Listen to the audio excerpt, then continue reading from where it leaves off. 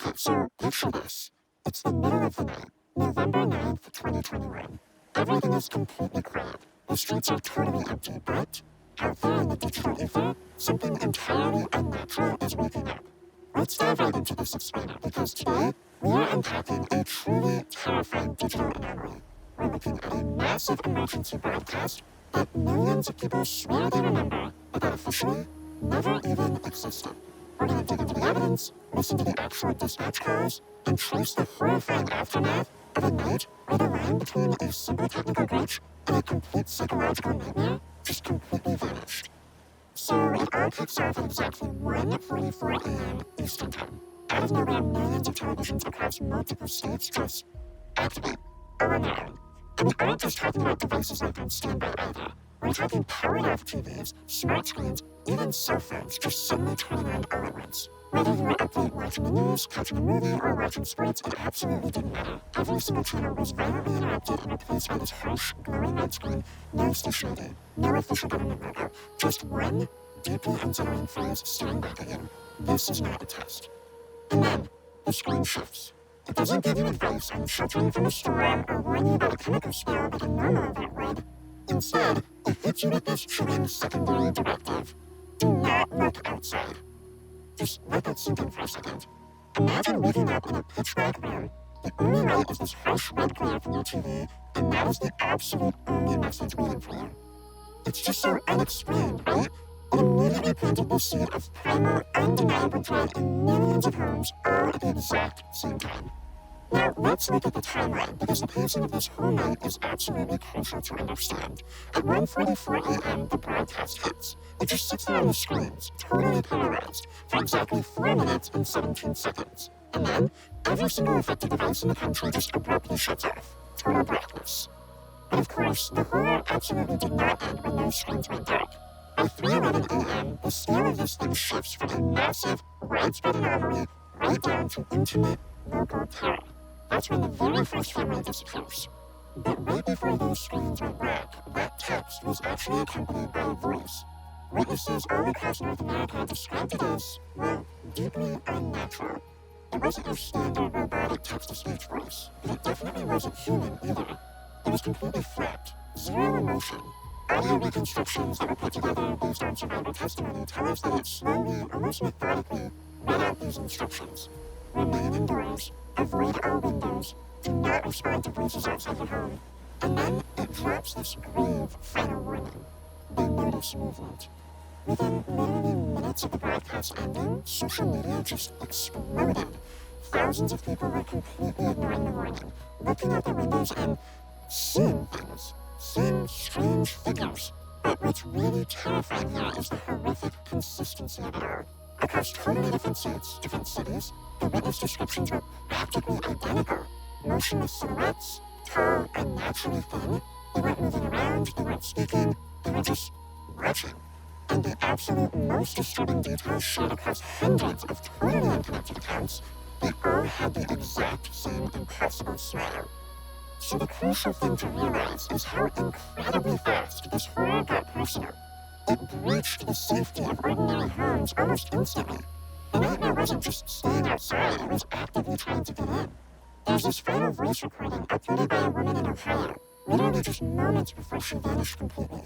She says, "It's pretending to be my husband. It's just so incredibly dark. It highlights this terrifying psychological beat.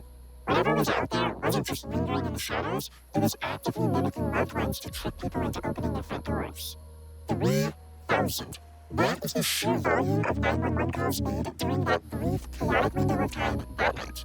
Federal agencies and local police departments, they were super quick to dismiss the overwhelming majority of these as just mass online hysteria. People waking up confused, checking Twitter, and just panicking. But the leaked dispatch tapes that internet sleuths actually managed to archive, they tell a very different, much darker story. Take the first piece of leaked audio, for example. You hear a man breathing heavily into the phone, speaking in this frantic, terrified whisper. He tells an 911 operator, "There's someone standing in my yard." The dispatcher, just following standard procedure to assess the threat level, asks a really simple question. "Can you describe them?" And then there is just this long, absolutely agonizing silence on the tape. And then the caller finally replies, It's me. The car just immediately disconnects right there. It is a total psychological gut punch. The caller wasn't seeing some random stranger walking in the dark. They were looking at a perfect, absolutely motionless replica of themselves, just standing right there on their own front lawn. And the nightmare only ramps up from there in the second each dispatch call. A mother calls in. She is crying hysterically.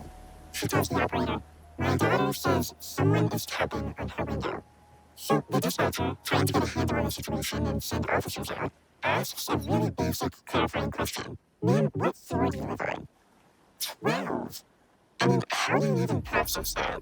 How do you process a threat that is casually tapping on a window 12 stories up in the air? The audio just abruptly cuts to static, and the car drops completely. It's like the fundamental physical rules of reality were actively breaking down for the people making these calls. So, in the aftermath of all this, a massive disconnect emerged between the authorities and the general public. The official government stance was just absolute denial. They claimed there was no national broadcast, no satellite evidence whatsoever. They said it was just a highly coordinated internet hoax. Case closed, right? Well, not exactly. Because internet archivists dissecting the saved clips found impossible, terrifying anomalies. Every single uploaded video of the alert was slightly different. We're talking different background noise, slight changes in wording, but when they analyzed it frame by frame, the silhouetted figure on the screen was subtly shifting between the frames, but it never actually visibly moved in real time.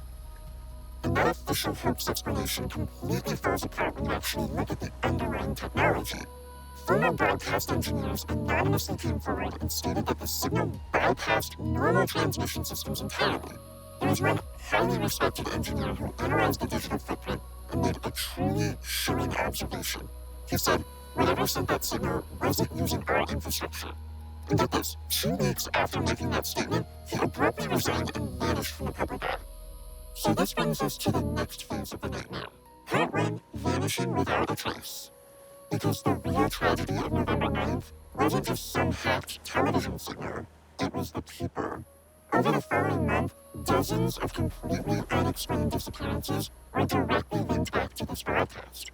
Almost all the victims have reported seeing those same tall, motionless figures standing right outside their homes in the days leading up to it. And we actually have terrifying visual evidence of how this played out. Anonymously leaked security footage from one missing family's home shows this chilling step-by-step sequence. Step 1. A dark, impossibly thin figure stands perfectly motionless near the front door, just waiting out there in the dark for over 6 hours. Step 2. At exactly 3:11 a.m., the front door opens. The entire family walks outside, entirely voluntarily. They're totally barefoot, and their faces are completely blank and expressionless, like they're locked in some kind of deep trance. And step 3, they literally just walk off into the darkness, and they are never seen or found again. Now, you might think this nightmare was just an isolated, one-time incident. But exactly 1 year later, on November 9th, 2022, amateur radio operators detected another transmission. It didn't hijack televisions this time around, and it was much, much shorter, only about 18 seconds long. Internet archives show that this signal originated from absolutely nowhere.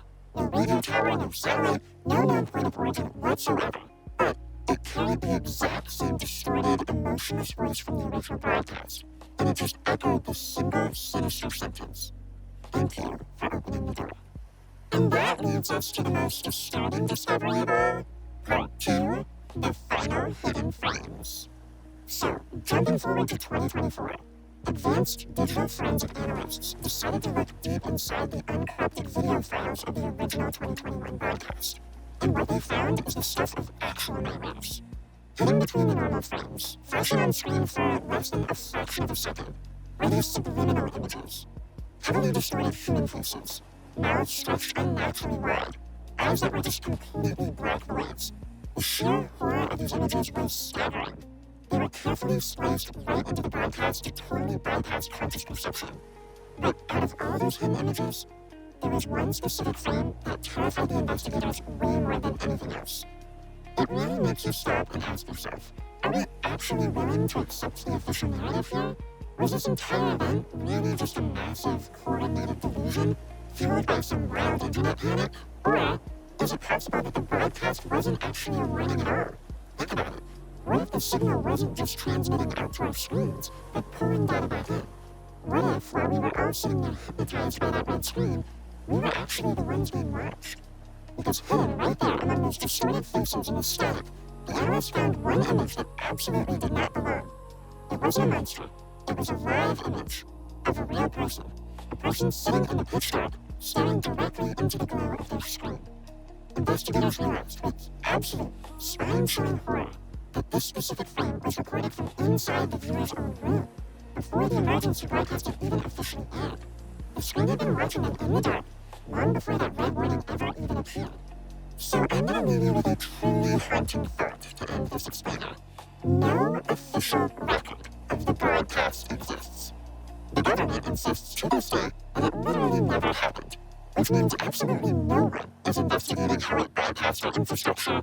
No one is looking into the impossible technology that allowed a screen to physically look back at you. And if the authorities maintain that this mass surveillance officially never took, well then, what is stopping the device you're watching this very explainer on right now from doing the exact same thing to you tonight? Sleep well, everyone. I'll see you in the next explainer.